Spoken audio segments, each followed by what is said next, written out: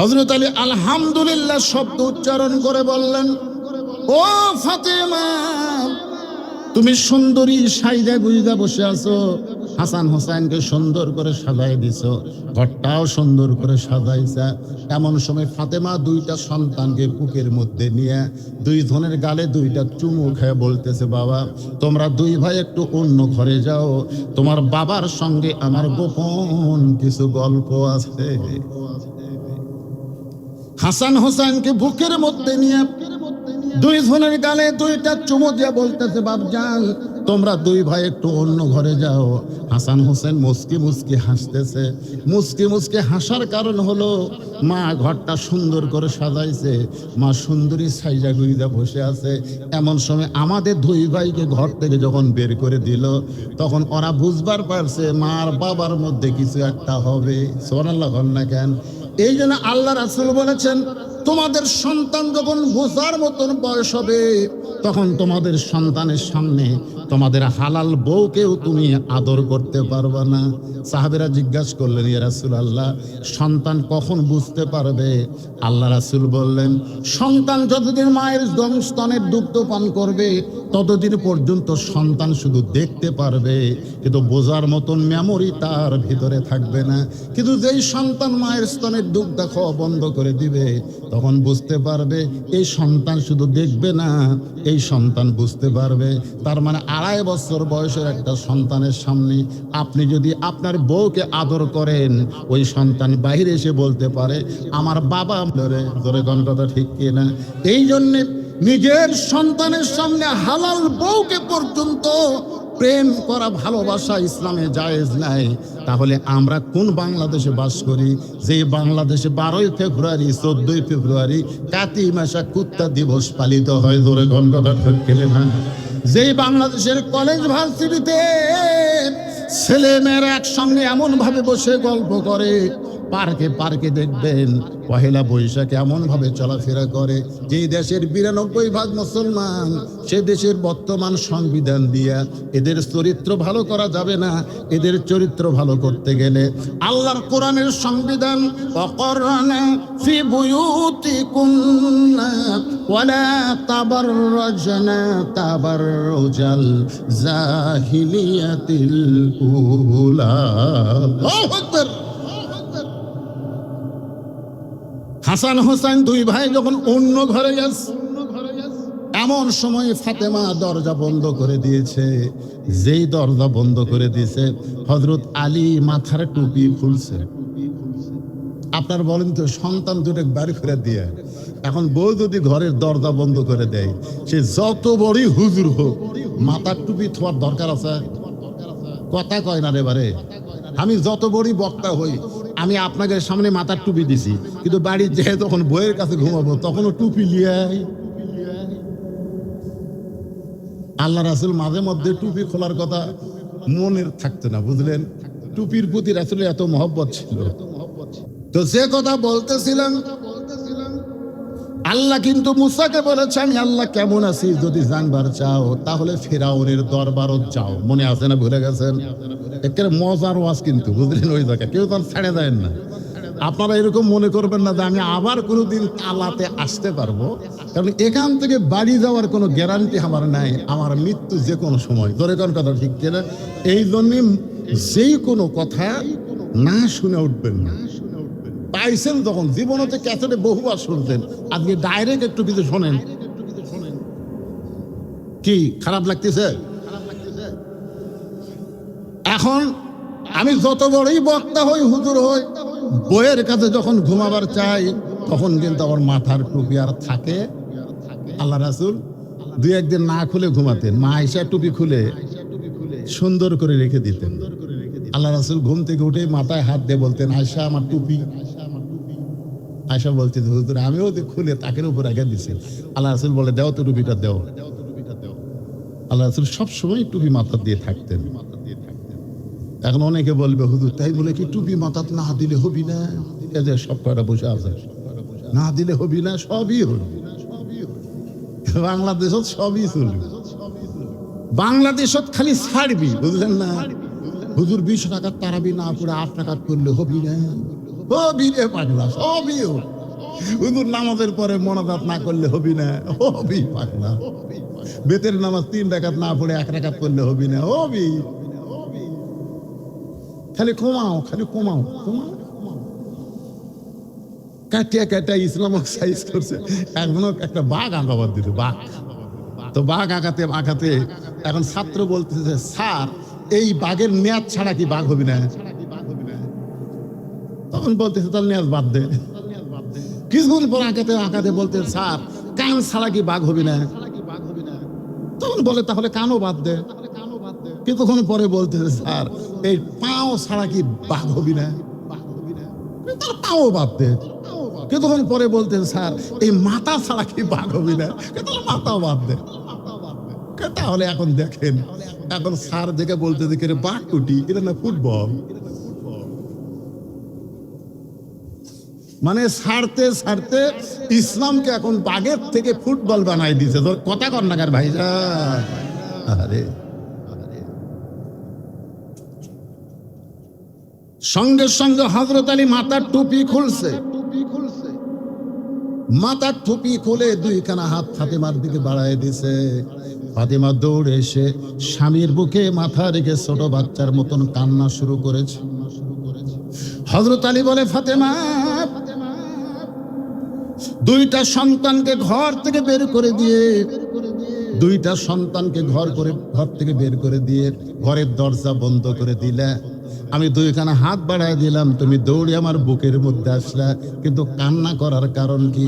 ফাতেমা বলে, স্বামী গো, আর কোনোদিন ঘর সাজাবার পারবো না, আর কোনোদিন সন্তান 2টাকে সাজাই দিবার পারবো না, আর কোনোদিন সাইদা গুইজা আপনার সামনে দাঁড়াবার পারবো না, কারণ আজকে গভীর রাত্রে ফাতেমার মৃত্যু হবে। যেই মাত্র কইছে গভীর রাত্রে ফাতেমার মৃত্যু হবে, গাছের গোড়া কাটলে গাছটা যেমন পড়ে যায়, হযরত আলী তেমনি পড়ে গেলেন ঘরের মাঝে। মা ফাতেমা চোখের পানি 2 হাত দিয়ে মুছে মুচকি মুচকি হেসে ওই স্বামীর মাথাটা পুরাতের উপরে নিয়ে কপালে একটা চুমু দিয়ে বললেন, ওগো স্বামী, আমি আমার বাবার মুখে শুনেছি, ওগো ফাতেমা, আমার আলী হলো 2 দিক দিয়ে পৃথিবীর সর্বশ্রেষ্ঠ সেরা। ধরে করেন সুবহানাল্লাহ। ফাতেমা বললেন, বাবা, আমার স্বামী হাসান হোসেনের বাবা পৃথিবীর সকলের চাইতে 2 দিক দিয়ে সেরা। এই 2টা দিক কি?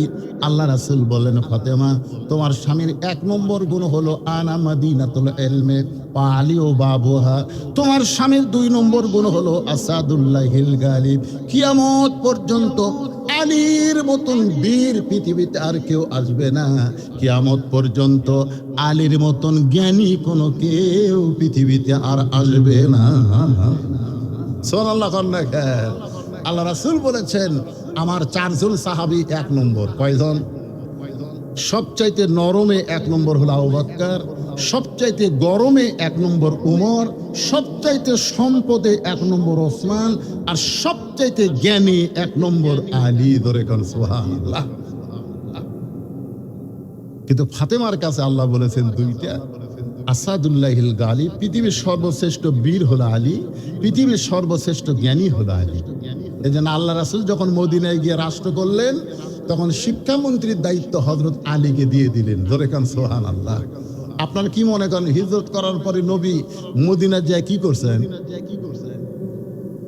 আজকে আমরা রাজনীতির কথা কলে 2-1টা ল উল্টা কয়, হুজুর ওয়াজ জানে না, খালি রাজনীতি, খালি রাজনীতি। আরে পাগলা, আমরা তো পানসা হুজুর রে। আমাকে বড় হুজুর বিশ্ব নবী মদিনায় গিয়া 10 বছর রাষ্ট্র পরিচালনা করেছে। জোরে কোন কথা ঠিক কিনা? সবাই জোরে বলেন ঠিক কিনা?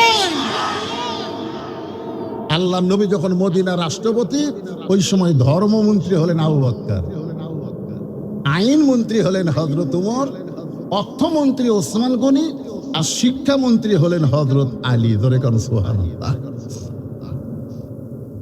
ফাতেমা বলে, স্বামী গো, আপনি 2 দিক দিয়ে শ্রেষ্ঠ। 1 নম্বর হলো বীর, 2 নম্বর জ্ঞানী।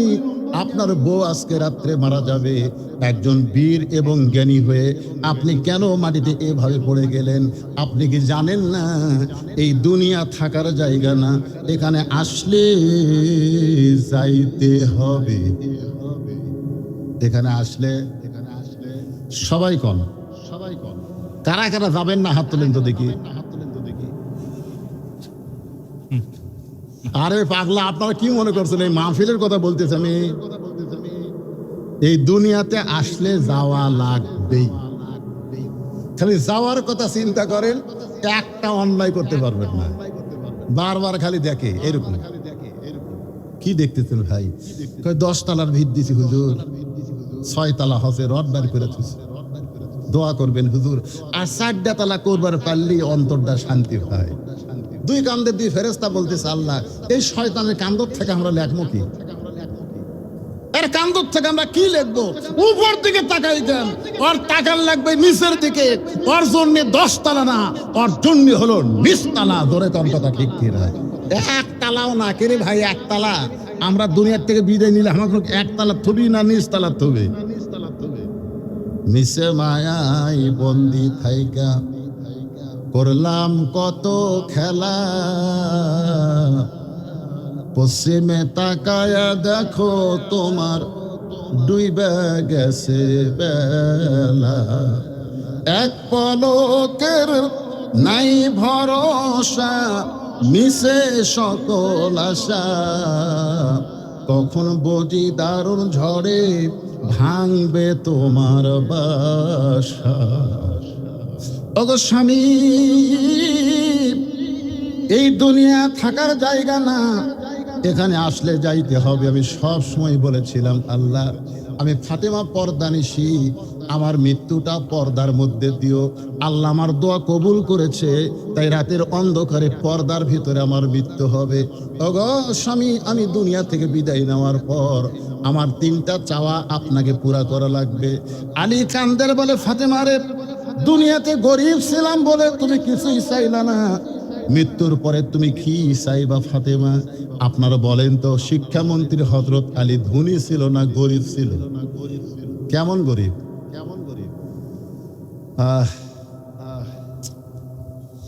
এত গরিব ছিল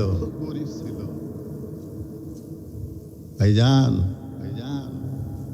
একদিন নবী ফাতেমার ঘরত এসে দেখে ফাতেমার চোখের নিচে কালিমা।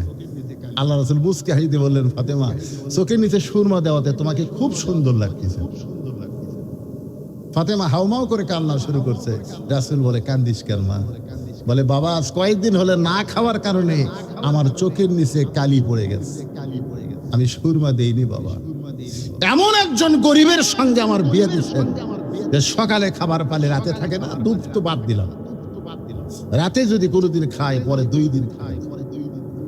আপনি জানেন না বাবা, আমার হাসান হুসেন ক্ষুধার জ্বালায় কানতে কানতে ঘরের মধ্যে ঘুমায় গেছে। আল্লাহ রাসূল বলে, ফাতেমা রে, তুমি কি আলীর বিপক্ষে আমাকে কিছু বলতে চাও? শুনে নাও, আমি নবী তোমাকে আলীর সঙ্গে বিয়ে দেই নাই, বরং ঘটকালি করেছে আল্লাহ। বাধ্য হয়ে আমি রাজি হয়ে গেছি। সঙ্গে সঙ্গে ফাতেমা বলে, বাবা আল্লাহ ঘটকালি করেছে, তাহলে আলীর মধ্যে এমন কি আছে? রাসূল বললেন, কাররামাল্লাহু ওয়াজহু, সর্বপ্রথম এই দুনিয়াতে যিনি 30 পারা কোরআনের হাফেজ হয়েছে তার নাম হলো হযরত আলী। ধরে কোন সুবহানাল্লাহ। জিহাদের ময়দানে গেলে যে আলী কোনোদিন পিছন দিকে তাকায় না। ও ফাতেমা, আল্লাহর পরে কাউকে যদি সিজদা দেওয়ার হুকুম থাকতো তাহলে আমি তোমাকে বলতাম আলীর পায়ে সিজদা করো, কিন্তু আল্লাহ ছাড়া অন্য কাউকে সিজদা দেওয়া যাবে না। এখান থেকে নবী বুঝাই দিলেন, মেয়েদের কাছে আল্লাহর পরে সবচাইতে দামি ওই মহান ব্যক্তি হলো তার স্বামী। সাল্লাল্লাহু আলাইহি ওয়া সাল্লাম। আর আমাদের গুলা কি ভাই, আপনাদের গুলা কেমন? হ্যাঁ মায়েরা, পুরুষের চাইতে 4 গুণ বেশি হয়েছেন বলে আপনাদের আলোচনা করতেছে, একটু মনোযোগ দিয়ে শোনেন। আলী বলতেছেন, ফাতেমা দুনিয়াতে গরিব ছিলাম বলে তুমি কিছুই চাইলা না, মরে যাওয়ার পরে তুমি কি চাইবা ফাতেমা? ফাতেমা বলে, স্বামী গো, আমার 1 নম্বর চাওয়া হলো রাতের অন্ধকারে আমার মৃত্যু হবে, এই রাতের অন্ধকারে আমাকে পর্দার ভিতরে দাফন করা লাগবে। আমার 2 নম্বর চাওয়া হলো, ওগো স্বামী, আমার জন্য জানাজার কোনো ব্যবস্থা করবেন না। আপনি আমার জানাজা করবেন, কিন্তু জানাজার কোনো ব্যবস্থা করবেন না। কোনো মেয়ে মানুষ মারা গেলে মাইকিং করে, মোবাইল করে করে বেশি পুরুষ মানুষ জোগানোর কোনো দরকার নাই। কি মনে করছেন? আপনারা কোনোদিন বলতে পারবেন এ মেয়েটা কেমন ছিল? এটা কি কোনোদিন মেয়ের লাশ সামনে এনে বলতে পারবে? এ কথা কন না কেন? পারবেন? কেন পারবেন না? কারণ মেয়েদেরকে আল্লাহ ঘরের মধ্যে থাকতে বলেছে, ঘরের বাহিরে বাইর হইতে নিষেধ করেছে। যদি তোমরা ঘরের বাহির হও তাহলে হেজাব নিয়ে, পর্দা নিয়ে বের হবে। ওই জাহেলি যুগের মেয়েদের মতন সাজগোজ করে বের হতে পারবা না। হুকুম কার? এই জন্য ফাতেমা বলতেছে আমার কোনো জানাজার ব্যবস্থা করবেন না।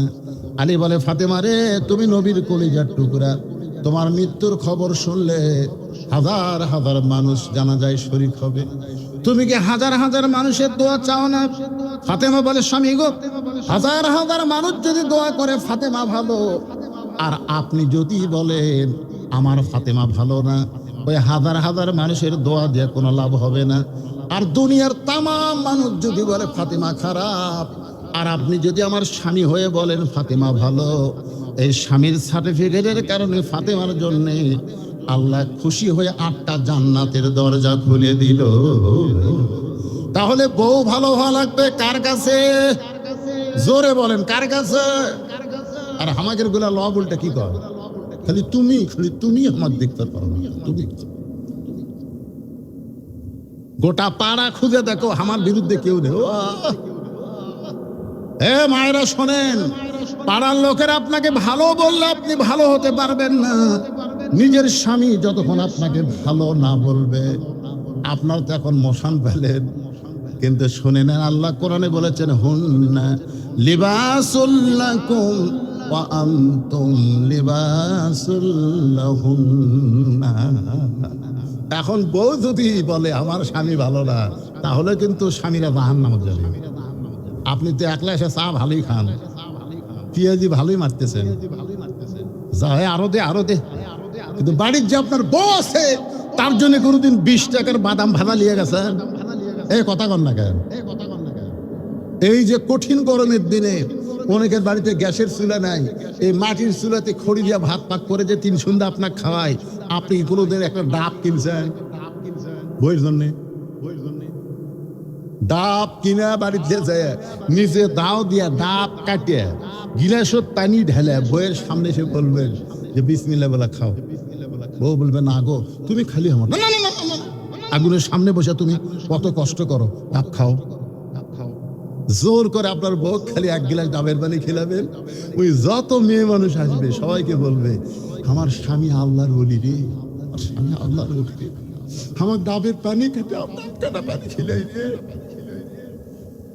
বইয়ের জন্য একটু আচার কিনবেন, বইয়ের জন্য একটু বাদাম ভাজা কিনবেন, একটু বাজার থেকে মিষ্টি নিয়ে যাবেন। ভাই কি মনে করতেছেন? আল্লাহ রাসূল বলেছেন, নিজের হালাল স্ত্রীকে নিজের হালাল কামাই থেকে 1টা টাকা খরচ করবা, আল্লাহ রাস্তায় 17 টাকা দান করা সওয়াব আল্লাহ তোমাকে দিয়ে দিবে। জোরে কোন সুবহানাল্লাহ। তা হালাল হওয়া লাগবে। হ্যাঁ, এমবি কিনে দিবেন না মিনিট কিনে দিবেন? কথাবার্তা আপনার সাথে যদি বল লাগে। চা খাই না, টেজত খাই না।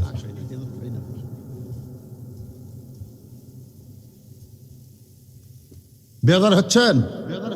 আমার মা বোনদের জন্য কিছু কথা বলে, মুসা নবী মৃত্যুকে পছন্দ করে কয় কারণ? আমি 1 কারণ বলেছি, না মরলে জান্নাতে যাওয়া যাবে না। আল্লাহ বলে, মুসা রে, মৃত্যুকে পছন্দ করার 2 নম্বর কারণ কি? এ ভাই উঠলেন কেন? ভাই শোনাতাম ভাই, এই কয়জন মানুষ ভাই রে? ও আচ্ছা, ঠিক আছে। মানে এত অনুরোধ করে ওয়াজ করার কারণ হলো মানুষই কয়জন, তার মধ্যে যদি 2-1টা ওঠে তাহলে কি হয় বলতো? তখন ফট করে এটা দেখাচ্ছে, তার মানে কি? হ্যাঁ, ছেলে মাদ্রাসাত না গেলে তো বোঝার কথা না, তাবলিগে গেলে বুঝবে, মাদ্রাসায় গেলে বুঝবে। এক হলো পেশাব, দুই হলো পায়খানা, তিন হলো যখন কৌজু থাকে না। আপনি গেছেন, যান, আবার চলে আসেন ভাই, মজার ওয়াজ আছে। 2 নম্বর আল্লাহ বলতেছে, মুসা বলতেছে, আল্লাহ মৃত্যুকে পছন্দ করার 2 নম্বর কারণ হলো আমার মৃত্যুটা কেবলমাত্র আপনার জন্যই আমি ওয়াকফ করে দিয়েছি। তাহলে আমরা মরবো কার জন্যে? এই যে কুরবানির দিন আপনারা সবাই ওয়াজ শুনেছেন, কুল ইন্না সালাতি ওয়া নুসুকি ওয়া মাহইয়ায়া ওয়া মামাতি লিল্লাহি রাব্বিল আলামিন। মুসা বলতেছে, আল্লাহ তোমার জন্য আমার জীবনকে ওয়াকফ করে দিলাম। আমি যদি তোমার জন্য জীবনটা দিবার পারি, আমার বিশ্বাস আমার মৃত্যু হবে না, আমি অমর হয়ে জান্নাতে যাব। আল্লাহ বলে, মুসা রে, মৃত্যুকে পছন্দ করার 3 নম্বর কারণ কি? কয় কারণ গেল? 1 নম্বর কারণ হলো না মরলে জান্নাতে, আর 2 নম্বর কারণ মরবো কার জন্য? আপনারা এখানে যত মানুষ আছে, আপনারা কার জন্য মরবার চাচ্ছেন? আচ্ছা, কারা কারা আল্লাহর জন্য মরবার চান? 2 হাত তুলে দেখান তো ভাই, আল্লাহ কবুল করুক রে। লিল্লাহি তাকবীর। হাত নামান। আল্লাহর জন্য যারা 2 হাত তুলেছেন, মৃত্যুবরণ করবেন, এই মুহূর্তে নিয়ত করেন, আর কোনো বাতিলের সঙ্গে আমরা আপোষ করব না। দরকার হলে হকের পক্ষে আমরা জীবন দিব। জোরে বলেন কথা ঠিক কিনা? মরাই দখল লাগবে আল্লাহর জন্য। কে রে বাতিলের সাথে আপোষ করে? শরীফ ওসমান হাদি কি মরছে নাকি? কি মনে হয় মরছে? ভাইজান, আল্লাহ বলে, মুসা মৃত্যুকে পছন্দ করার 3 নম্বর কারণ কি? 3 নম্বর কারণ বলার আগে আমি একটা গান গাবো। কি মন খারাপ করতেছেন? গানটা শুনবেন?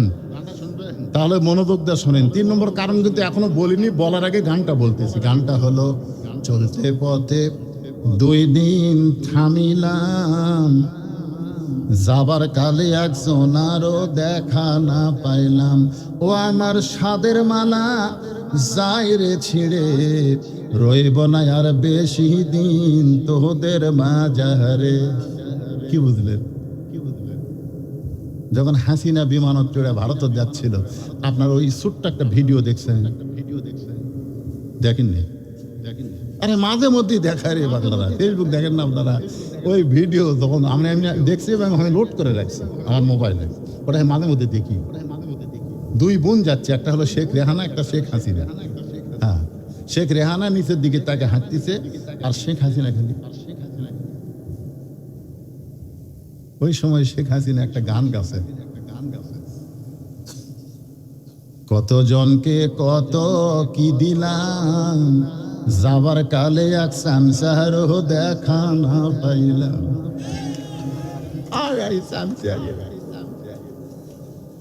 আজকে তোমার আহমদ মরে আর তোমরা জয় বাংলা স্লোগান দাও। আরে পাগলা, জানাজা করে তার জন্য দোয়া করো। জোরে কর কথা ঠিক কি নাই? কোন জায়গায় কোন স্লোগান দেওয়া লাগে শয়তানের বাচ্চারা জানেও না।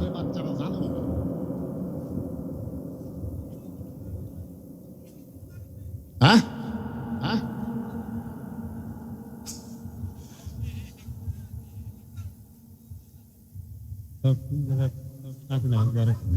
খবর একই একা চলে গেছে, খবর একই একা আপনি যাক একলাই যাক। আর আমি যেটা বলতেছি সেটা খেয়াল করেন, মনের মধ্যে আফসোস হয়নি? কতজন ছিল বাংলাদেশে, কত মানুষ ছিল তার? এটা আমরাও কবরে যখন আজরাইল আমার কাছে আসবি না, তখন ওই গান হামু খামু। চলতে পথে 2 দিন থামিলাম, যাবার কালে একজনারও কাছে না পাইলাম। ও আমার সাদের মালা যায় রে ছিঁড়ে, রইব না আর বেশি দিন তোদের মাঝারে। ভাঙ্গা ভাড়ির এক মানুষ মরতেছে, এখন আজরাইল এসে বলতেছে, ভাই তোকে যাওয়া লাগবে। তো বলে কোথায়? বলে এই যে কবর। তখন বলতে আমার বাড়িও যা কবর হতে। ভাঙ্গা বাড়ি, পানি হলে পানি পড়ে, রোদ হলে রোদ আসে, ওই বাড়ির লোকটা থাকে, ওই বাড়ির আজরাইল জান কবজ করে আসে, বলতেছে এই বাড়ি ছাড়া তো যাওয়া লাগবে। তোর কোথায়? কই যে কবর। কবরও তো হার বাড়ি চাই। আপনার বলেন তো আর কোনো কষ্ট হবে? কিন্তু 3 তালাতে একজন শুতে আছে, ও আজরাইল যে বলতিতে তো যাওয়া লাগবে। বলে কোথায় ভাই? কই যে কবর। যাবো না, এই 3 তালা বাড়ি ছুঁয়ে আমি ওই ওই ওই অন্ধকার যাবো, জাগুনে যাওয়া লাগবে। এই জন্য ভিতরে রুহু খালি দৌড়াদৌড়ি করে, একবার পায়ের গোড়ার যায়, একবার মাথার যায়, একবার হাতের যায়, কখন কোন দিয়ে আজরাইলটা যতই দৌড়া রে তোকে আমি লিয়া যাবই। এই জন্যে দুনিয়াতে যারা যত বাহাদুরি করবে, যত সম্পদ করবে, তাদের মৃত্যুর আযাব তত কষ্ট হবে। আর যারা সাধারণ দুনিয়া মানে কি? দুনিয়া মানে কিছুই না। বাল তুসিরুনাল হায়াতাদ দুনিয়া ওয়াল আখিরাতু খায়রু ওয়া আবকা। আল্লাহ বলে মুসারে মৃত্যুকে পছন্দ করার 3 নম্বর কারণ কি? মুসা বলতেছে আল্লাহ মৃত্যুকে পছন্দ করার 3 নম্বর কারণ হলো মৃত্যুর মাধ্যমে আমার ক্ষণস্থায়ী জীবনের পরিসমাপ্তি হবে, মরার পরে চিরস্থায়ী জীবন পাওয়া যাবে। আপনাদের কাছে ক্ষণস্থায়ী ভালো না চিরস্থায়ী ভালো? কি সবাই বলেন জীবন কি? আর মৃত্যুর পরে যে জীবন আমরা পাবো সেইটা কি? চিরস্থায়ী। আল্লাহ মুসা বলতেছে আল্লাহ মৃত্যুকে পছন্দ করার 3 নম্বর কারণ হলো মরার পরে আমি চিরস্থায়ী জীবন পেয়ে যাব। আল্লাহ বলে মুসা আমি আল্লাহ কেমন আছি যদি জানবার চাও তাহলে ফেরাউনের কাছে যাও। মনে আছে না ভুলে গেছেন? মারাত্মক আলোচনা এই জায়গায় একটু খেয়াল করেন। ফাতেমা বলে স্বামী গো আমার 3 নম্বর চাওয়া হলো আমার লাশটা খাটনিতে তুলবেন না। আমি মরে যাওয়ার পর আমার লাশটা খাটনিতে তুলবেন না, কারণ খাটনি কাঁধে নেওয়ার 4 জন পুরুষ মানুষ লাগবে। আমি ফাতেমা হিসাব করে দেখলাম বর্তমানে আমার খাটনি কাঁধে নেওয়ার 4 জন পুরুষ মানুষ দুনিয়াতে নাই। আমার বাবা যদি দুনিয়াতে থাকতো তাহলে মরা মেয়ের লাশের খাটনি বাবা কাঁধে নিবার পারতো। আমার হাসান হোসেন যদি বড় হইতো তাহলে মায়ের লাশের খাটনি কাঁধে নিবার পারতো। 6টা মাস আগে আমার বাবা দুনিয়া থেকে বিদায় হয়ে গেছে। আমার হাসান হোসেন এত ছোট, এরা মায়ের লাশের খাটনি কাঁধে নিবার পারবে না। আপনি শুধু আমার দেহটা কাঁধে করে নিয়ে ওই জান্নাতুল বাকির পূর্ব কোণায় সবুজ রঙের একটা বাতি জ্বলবে, ওই বাতি বরাবর আমাকে দাফন করবেন। আপনি আমার কবর খুঁড়তে যদি কষ্ট হয় তাহলে আপনার একান্ত বন্ধু যদি কেউ থাকে দুনিয়ায় তারে বলবেন সে যেন কবরটা খনন করে দেয়। হযরত আলী কাঁদতে কাঁদতে এক দৌড়, যেই দরজা খুলে দৌড় মারছে এমন সময় হাসান হোসাইন 2 ভাই মাকে ধরে বলতেছে মা দরজা বন্ধ করে আমাদের 2 ভাইকে বের করে দিয়া, আমার বাবাকে আপনি কষ্ট দিছেন মা, আমার বাবাকে আপনি কষ্ট দিছেন। কষ্ট যদি না দিতেন তাহলে বাবা কাঁদতে কাঁদতে কেন বাইরে গেল? ফাতেমা 2টা বাচ্চাকে বুকের মধ্যে চাইপা ধরে বলেছে বাবা আজকে তোমাদের মা তোমাদের বাবাকে একটা গোপন কথা বলেছে, আর গোপন কথা সহ্য করতে না পেরে কাঁদতে কাঁদতে চলে গেছে। আবু যর গিফারির জানলার কাছে ছোট বাচ্চার মতো ফুফায় ফুফায় কাঁদতেছে। আবু যর গিফারি চমকে গেল, এই গভীর রাত্রে আমার জানলার কাছে কে কান্দে? দরজা খুলে বাহির আইসা দেখে আসাদুল্লাহ হিল গালিব হযরত আলী কাঁদতেছে। আবু যর গিফারি বলে আলী ভাই জীবনে বহু যুদ্ধ তোমার সঙ্গে করেছি, কোন যুদ্ধে তোমাকে পরাজিত হয়ে আমি কাঁদতে দেখি নাই। আজকে তোমার জীবনে এমন কি যুদ্ধ শুরু হলো যে তুমি এমন করে আমার জানলার কাছে কান্দো? আবু যর শুনে নে, একজন মহিষী পর্দানিশী গভীর রাত্রে মৃত্যুবরণ করবে, এই গভীর রাত্রি তাকে দাফন করা লাগবে। যা জান্নাতুল বাকির পূর্ব কোণায় একটা বাতি জ্বলতেছে, ওই বাতি বরাবর একটা কবর কর। আবু যর গিফারি কোদাল নিয়া ওই জান্নাতুল বাকির পূর্ব কোণায় গিয়া দেখে সবুজ রঙের একটা বাতি জ্বলতেছে, যেই বাতির কোনো তার নাই, যেই বাতির কোনো সুইচ নাই। আল্লাহ তাআলা বিনা তারে বিনা সুইচে একটা অটোমেটিক বাতি জ্বলাইয়া দিছে। এখান থেকে দলিল হলো আমরা তখন অন্ধকার কবরে যাব, আমাদের কবর অন্ধকার থাকবে না, আমাদের ঈমানের নূর আর আমলের তার দিয়ে আল্লাহ তাআলা আমাদের অন্ধকার কবরকে আলোকিত করে দিবে। আবু যর গিফারি ওই আলোটার দিকে তাকায় দেখে আলো গোলাকার হয়ে পড়ে নাই, আলো চার কোনা হয়ে পড়েছে। ওই চার কোনা আলোর মধ্যেই কোদাল দিয়ে কবর খনন শুরু করলেন। কবর খুঁড়তে খুঁড়তে খুঁড়তে এক সময় আবেগে বলে ফেলেছেন, কবর তুই কি জানিস দিনের বেলা কবর না খুঁড়ে রাতের বেলা কবর কেন খুঁড়তেছি? কবর রে, আজকে তোর মধ্যে এমন একজন মহিয়সী নারীকে দাফন করা হবে, আল্লাহ নবীর মেয়ে হওয়ার পরেও নবী তাকে মায়ের মতো সম্মান করেছে। সাহাবীদের সামনে রাসূল বললেন, এই সাহাবীরা, আমার মেয়ের খবর তোমরা জানো? আল্লাহ আমাকে 3টা মেয়ে দিছে। সমস্ত সাহাবী জিব্বাত কামড় খাচ্ছে। সমস্ত সাহাবী কি কেরে নবীর মেয়ে হলো 4টে, আর নবী বলতেছে 3টে। আল্লাহ কোরআনে বলেছে নবী যখন কোনো কথা বলবে নবীর মুখের উপরে কথা বলা যাবে না।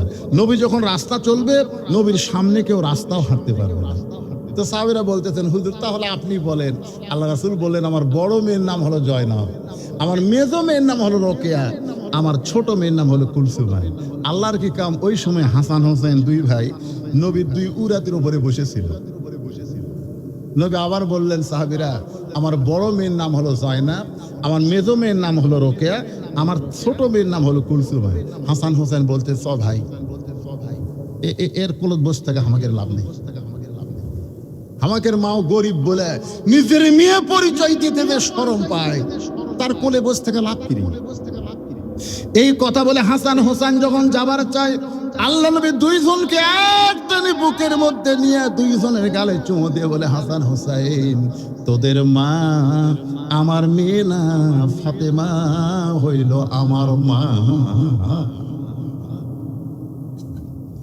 সমস্ত সাহাবীরা বললেন, ইয়া রাসূলুল্লাহ, 3টা আপনার মেয়ে, সবচাইতে ছোটটা আপনার মা হলো কেমনে? রাসূল বললেন, তোমরা জানো না, ওই তাইফের ময়দান থেকে রক্তমাখা শরীর নিয়ে আমি যখন মক্কায় ফিরে আইছিলাম, আমার 3টা মেয়ে ঘরের মধ্যে গিয়া আমার সামনে বসে একই কথা বলতেছে, বাবা তাইফে না গেলেই পারতেন, বাবা তাইফবাসী এত পাথর মারছে, এই কষ্ট আপনি কেমনে সহ্য করবেন? 3টা মেয়ে মেয়ের মতন কথা বলে যখন ঘর থেকে বাইরে যায়, এমন সময় আমার ছোট মেয়ে ফাতেমা ঘরের মধ্যে ঢুকে ঘরের দরজা বন্ধ করে বলে, আল্লাহ, ওগো আল্লাহ, আমার বাবার মুখে শুনেছি আপনি ইব্রাহিম নবীর জন্য নমরুদের চূড়ায় শান্তির বাগান বানায় দিয়েছেন।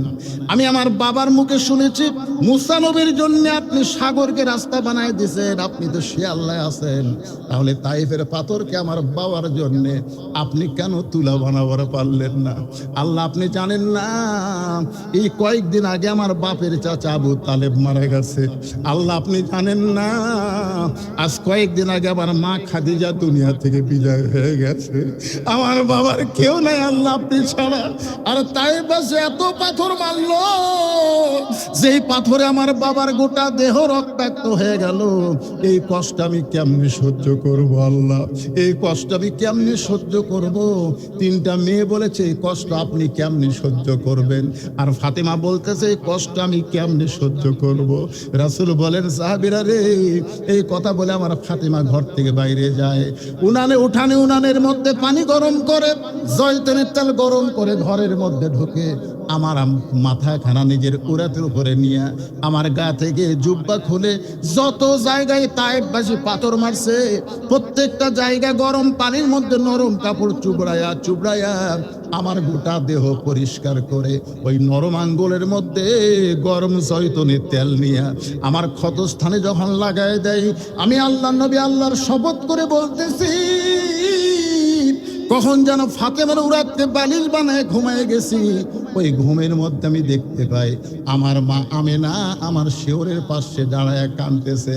এত বছর পরে মা আমেনাকে পাইয়া আমি কি করব? মা হাত ধরে বললাম, মা আইসেন যখন আর আপনাকে যাইতে দিব না। এই কথা যেই মাত্র বলেছি ফাতেমা তখন আমার কপালে চুমা খায়। ফাতেমার চোখের পানি আমি নবীর চোখের মধ্যে ঢুকে আমি ঘুম থেকে চেতন পাই। আমি কইলাম, ফাতেমা তুই কেন কান্দিস? ফাতেমা বলে, বাবা আমি তো কান্দি না, আপনি আমাকে কান্দান। আপনি ঘুমের ঘামের মধ্যে মা বলে আমার হাতটা চাইপা ধরছেন। রাসূল বলে ফাতেমা রে, মা বলে যদি তোর হাতটা চাইপা ধরি তাহলে তুই শোনে নে, তুই শুধু আমার মেয়ে না, তোর কলিজায় রয়েছে আমার মা আমিনা। আবু যর বলে কবর, দিনের বেলা কবর না খুলে রাতের বেলা কেন কবর খুঁড়তেছি? তুই কি জানিস রে কবর তোর মধ্যে যাকে দাফন করা হবে তার দুইটা সন্তান জান্নাতি যুবকদের সর্দার হবে। খবরদার কবর কোনো বেয়াদবি করবি না। কোদাল দিয়ে কবর খুঁড়তে খুঁড়তে এক সময় আবু যর বলতেছে কবর তুই কি জানিস রে তোর মধ্যে এমন একজন মহিয়সী নারীকে রাখা হবে যার স্বামী হলো আসাদুল্লাহিল গালিব হযরত আলী। খবরদার কবর বেয়াদবি করিস না। এই কথা বলে আবার যখন কোদাল মারতে চায় এমন সময় কবরের ভিতর থেকে আওয়াজ আসতেছে, আবু যর এই কবরকে সাবধান না করে, এই কথা কিন্তু ফাতেমার জন্য বলতেছে না, এই কথা কিন্তু আমাদের সবার জন্য বলা হচ্ছে। এই কবরকে সাবধান না করে যারা কবরে আসবে তাদেরকে সাবধান করো। কার মেয়ে কার মা কার বিবি এইটা আমি কবর দেখব না। আমল যদি ভালো হয় কবর জান্নাতের বাগান হয়ে যাবে, আর আমল যদি খারাপ হয় কবর জাহান্নামের গর্ত হয়ে যাবে। আমরা যারা এখানে বসেছি ভাই, আমাদের সবার জন্য গায়ক গান গাইছেন, কিন্তু যেদিন ডাক পড়িবে কবর মাঝে যাইতে, জোগাড় কিছু করছো বন্ধু তার মাঝে বিছাইতে। কি বলতেছে? কিন্তু যেদিন, যেদিন মানে কোন দিন? আপনারা কি বিরক্ত হচ্ছেন? এটা আবার কি স্লিপ দিচ্ছেন? শোনেন, আমি যে কথাটা বলতেছি মারাত্মক একটা কথা রাখছি, মারাত্মক কথাটা বলবই। সেটা হলো আল্লাহ বলতেছেন আমি আল্লাহ কেমন আছি যদি দেখতে চাও তাহলে ফেরাউনের কাছে যাও। মনে আছে না? বলে আছে, এটা হচ্ছে অরিজিনাল ওয়াজ। এখন যে বলতেছে কিন্তু যেদিন ডাক পড়িবে কবর মাঝে যাইতে, জোগাড় কিছু করছো বন্ধু তার মাঝে বিছাইতে। কিন্তু যেদিন ডাক পড়িবে কবর মাঝে যাইতে, জোগাড় কিছু করছো বন্ধু তার মাঝে বিছাইতে। ডানে কবর বামে কবর, নিচে কবর আছে যে, উপর দিকে ছায়া দেখো বাঁশের ছাউনি দিছে কে। রাসূল বলেছেন দানকারী আল্লাহর দোস্ত, জোরে কর সুবহানাল্লাহ। সমস্ত ইবাদত ধ্বংস হলেও দান ধ্বংস হবে না। আবার রাসূলও বলেছেন as-সাদাকাতু তারুদ্দুল বালাহ, দান সদকা করলে বালা মুসিবত দূর হয়ে যায়। সামনে আপনাদের বালা মুসিবত আছে না নাই? জোরে করে আছে না নাই? আবু যর গিফারি কবর ছেড়ে পালিয়ে গেলেন, কবর আর খুঁড়তে পারলেন না।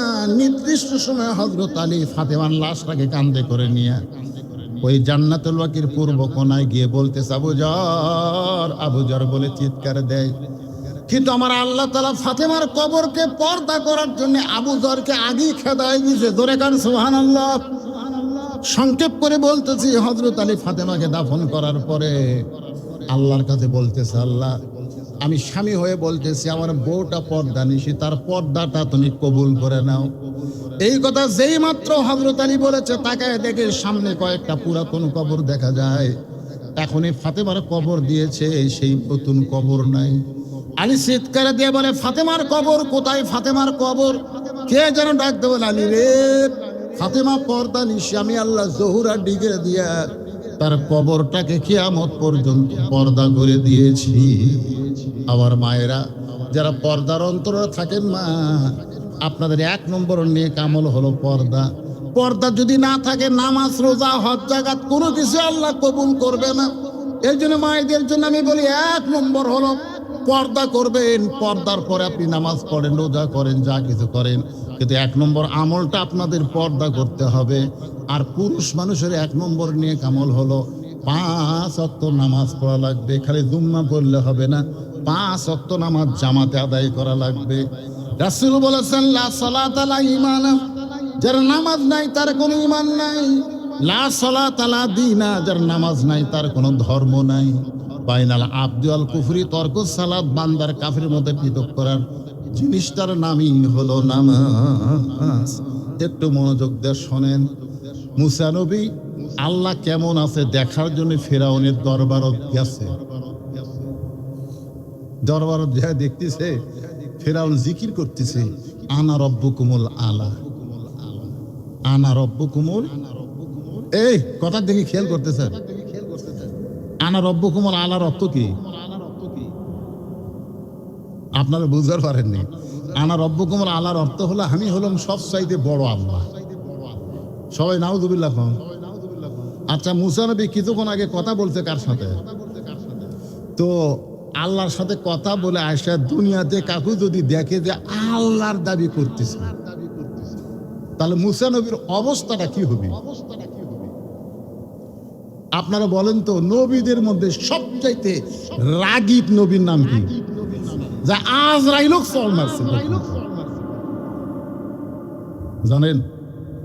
আজরাইল পর্যন্ত চল মারছে, সালাম দেয়, খালি বলতেছে ওগো আল্লাহ নবী মুসা আপনার জান কবজ করবার যাচ্ছি। মুসার সাথে সাথে আল্লাহ বলতেছে, আল্লাহ তোমার একজন জলিল কদর পয়গম্বর আমি, তুমি আমার কালিমুল্লাহ ডিগ্রি দিলে, আর তোমার আজরাইল আমার জান কবজ করবে, একটা সালাম পর্যন্ত দিবি না? আমি খুব মাইন্ড করছি। আল্লাহ কয় তুই কি করবার চাস? মুসা বলতেছে আজরাইল আমার কাছে আসলে আমি একটা চড় মারব। আল্লাহ কয় কে রে মুসা, তুই কুটি আর আজরাইল কুটি? আজরাইল কত বড়, তুই কত ছোট, তাহলে তুই কেমনি চড় মারবি? তখন মুসা বলতেছে আল্লাহ তুমি আমার বোকা মনে করছো, আমি চড় মারার সাথে বিসমিল্লাহ করবো, বিসমিল্লাহ করলে আমি একলাই না তুমিও আছো, হচ্ছে বিসমিল্লাহ করলে তো তুই আর আমি রে, তাহলে এখন আমি একলা কেমনে মারবো, সাথে তোমাকে যোগ দেবো, কারণ তুমি কি করছো এখন? তো যে আজরাইল কাছে যাচ্ছে মুসা বিসমিল্লাহ করে চর মারবার সাথে আল্লাহর কুদরতি হাত মুসা নবীর হাতের সাথে লাগিয়া, বুঝছেন? এই বাম চোখত লাগিয়েছে ভাই রে, চোখের মুনি উল্টেই গেছে। আপনাকে জান যখন কবজ করে আসবি না তখন দেখবার পাবেন এক চোখ উল্টে হবে, ওই চরটা মুসা নবী মারছে। সুবহানাল্লাহ কন্যা। তাহলে রাগ বেশি না কম? তো এখন আল্লাহর সাথে যে মুসা কথা বলে আইছে, সেই মুসা দেখতেছে ফেরাউন চেয়ারে বসে জিকির করতেছে, আনা রব্বুকুমুল আলা, আনা রব্বুকুমুল আলা।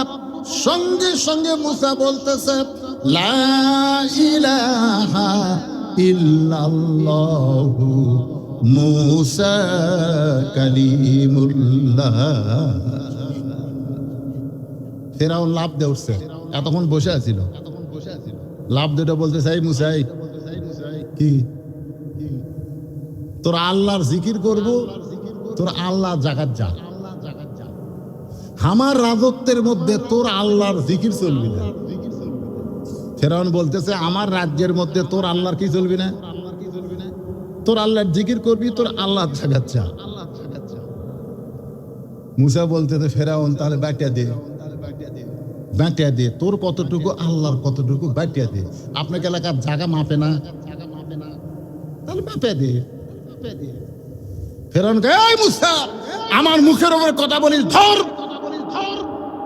যেই বলছে ধর, মুসা বলতেছে আল্লাহ ফেরাউন আমার ধরবার আসতেছে, আমি কি করবো? আল্লাহ বলে কেবল জুলাই মাস পড়লো, 5ই আগস্ট পর্যন্ত দৌড়ে। মুসা 5ই আগস্ট পর্যন্ত দৌড়াই, আর ফেরাউন দল বল নিয়ে খালি হাসি আর বলে আমাদের ভয়ে মুসা দৌড়াই, আমাদের ভয়ে মুসা দৌড়াই। আল্লাহ মুসা কয় আমি কার হুকুমে দৌড়াই, খালি জাগা মতো আনে। কি কন জাগা মতো যাইয়া মুসা নবী ব্রেক করেছে। ফেরাউন বলতেছে এখন কি করবি? সামনে সাগর, 3 দিকে আমরা সৈন্য অস্ত্র নিয়ে দাঁড়াইছি। মুসা বলে আল্লাহ এখন সামনে সাগর দেখি আমি করব কি? আল্লাহ বলেন নাসরুম মিনাল্লাহি ওয়া ফাতহুন কারীব ওয়া বাশশিরিল মুমিনিন। আল্লাহু আকবার।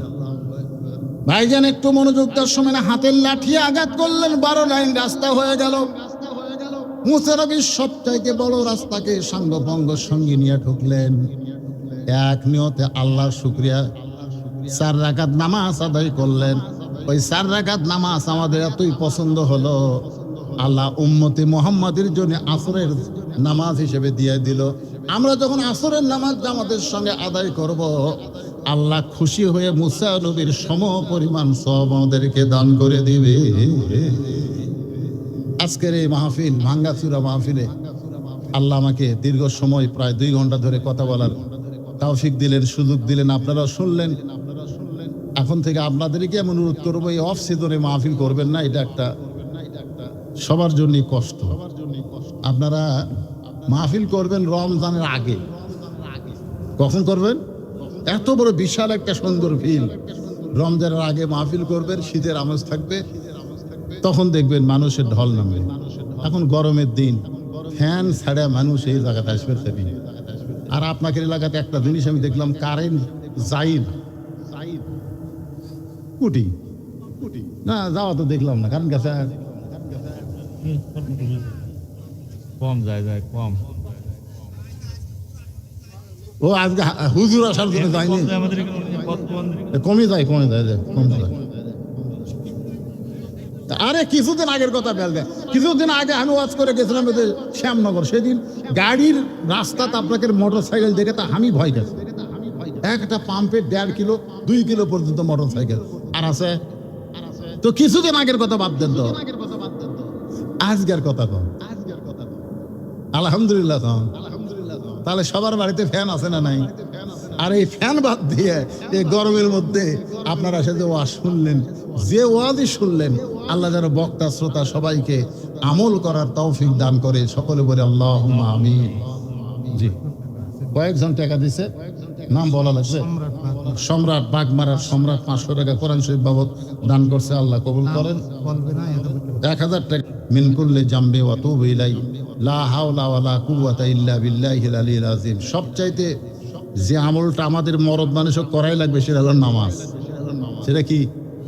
এই যে রাতে 1টা পর্যন্ত ওয়াজ শুনে ফজরের জামাত ধরতে কষ্ট হবে না?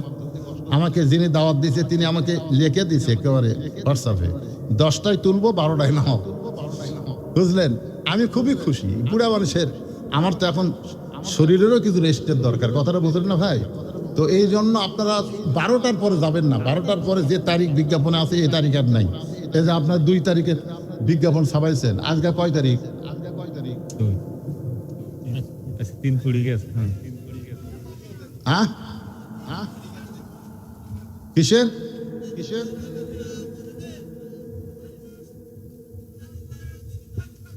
তো ইন্না লিল্লাহ যারা পড়েন, সেটা কি জন্য পড়েন সেটাই তো বললাম। ইন্না লিল্লাহ হলো বিপদ আপদ মুসিবত। সবচেয়ে বড় বিপদ হলো একজন মানুষ বেঈমান হয়ে মরা যাওয়া। ধরে কোন কথা ঠিক কিনা? এই মরাটা যেন বেঈমান না হয়, মুসলমান হয়ে মারা গেলে আমরা ইন্না লিল্লাহ পড়ি। ওয়াজ তো হয়ে গেছে, আপনি এতক্ষণ কি বুঝলেন? আল্লাহুম্মা সাল্লি আলা মুহাম্মাদ, আল্লাহুম্মা বারিক আলা মুহাম্মাদ, লা হাওলা ওয়ালা কুওয়াতা ইল্লা বিল্লাহিল আলিয়্যিল আযীম। সবাই ইস্তেগফার করে আস্তাগফিরুল্লাহ ওয়া তুবু ইলাইহি, আস্তাগফিরুল্লাহ আল্লাযী লা ইলাহা ইল্লা হুয়াল হাইয়ুল কাইয়্যুম ওয়া তুবু ইলাইহি। আল্লাহুম্মা আমিন। আল্লাহুম্মা আনতাস সালাম ওয়া মিনকাস সালাম, তাবারাকতা ইয়া যাল জালালি ওয়াল ইকরাম। হে আল্লাহ, তোমার বান্দারা বান্দিরা বহু কষ্ট করে রাত 1টা পার হয়ে গেল। এই দীর্ঘ সময় পর্যন্ত রাত প্রায় 1:30টা বাজতেছে। আল্লাহ, এই দীর্ঘ সময় পর্যন্ত তোমার পাগল বান্দারা বান্দির আরামের ঘুম বাড়িকে বাদ দিয়া কোরআন হাদিসের মহব্বত কলিজার মধ্যে নিয়ে এই জান্নাতের বাগানে বসে বসে আলোচনা শুনেছে। মেহেরবানি করে আজকের মাহফিল আমাদের সকলের হেদায়েতের জন্য, নাজাতের জন্য, জান্নাতের জন্য কবুল করে নাও। আল্লাহ, যারা কষ্ট করে মেহনত করে এই জান্নাতের বাগান লাগাইছে, 2 দিন ব্যাপী কোরআনের তাফসীর মাহফিল যারা করলো, আল্লাহ গোটা বাজারের উপরে রহমত আর বরকতের দরজা খুলে দাও। তোমার যেই বান্দারা কষ্ট করে মেহনত করে জান্নাতের বাগান লাগাইছে, আল্লাহ তাদের নেক নিয়ত নেক আশাকে কবুল করো। প্রত্যেক বছর এমন করে তাফসীর কোরআন মাহফিল যেন করতে পারে, এমন ইমানি শক্তিদেরকে দান করে দাও আল্লাহ। আল্লাহ, আমার মা বোনেরা পর্দার অন্তরালে বসে বসে শুনেছে, আবিদা সালিহা পদ্মা নিচু কবুল করে মা ফাতেমার চরিত্র দান করো। আমাদের মধ্যে কেউ যদি অসুস্থ থাকে আল্লাহ সুস্থতার নিয়ামত দান করে দাও। আজকের কোরআনের মাহফিলে নগদে বাকিতে যারা দান করেছে আল্লাহ সব দানগুলোকে জান্নাতের বিনিময়ে কবুল করো। সকলে আমার সঙ্গে বলেন, রব্বির হামহুমা কামা রব্বায়ানি সগীরা। আল্লাহ আমাদের বাপ মা যাদের কবরের ঘরে চলে গেছে আল্লাহ মেহেরবানি করে মা বাবার কবরকে জান্নাতের টুকরা বানাও। আমাদের দাদা দাদি নানা নানি আত্মীয় স্বজন শ্বশুর শাশুড়ি যাদের কবরে গেছে আল্লাহ কবরবাসীদের মাফ করে দাও। আজকের মাহফিলের সম্মানিত সভাপতি আল্লাহ বীর মুক্তিযোদ্ধা মাহফিলে আসতে পারে না অসুস্থ কারণে আল্লাহ মেহেরবানি তাকে কবুল করো। আয় আল্লাহ তাআলা কই কোন নিয়তে হাত তুলেছে আল্লাহ সকলের নেক নিয়ত নেক আশাকে আল্লাহ তুমি কবুল করে নাও। আয় আল্লাহ এই বালি দোহার উপরে রহমত আর বরকতের দরজা খুলে দাও। এই বাজারের উপরে রহমত বরকতের দরজা খুলে দাও। যারা ব্যবসা বাণিজ্য করে খাচ্ছে আল্লাহ ব্যবসার মধ্যে বরকত দিয়ে দাও। আল্লাহ যারা কষ্ট করে মাহফিল করেছে সব কষ্টগুলোকে জান্নাতের বিনিময়ে কবুল করে নাও। সুবহানা রাব্বিকা রব্বিল ইজ্জাতি আম্মা ইয়াসিফুন ওয়া সালামুন আলাল মুরসালিন আলহামদুলিল্লাহি রাব্বিল আলামিন। ওয়াজাল আখিরাতি কালিমাতুন ইনদাল মাউতি লা ইলাহা ইল্লাল্লাহু মুহাম্মাদুর রাসূলুল্লাহ।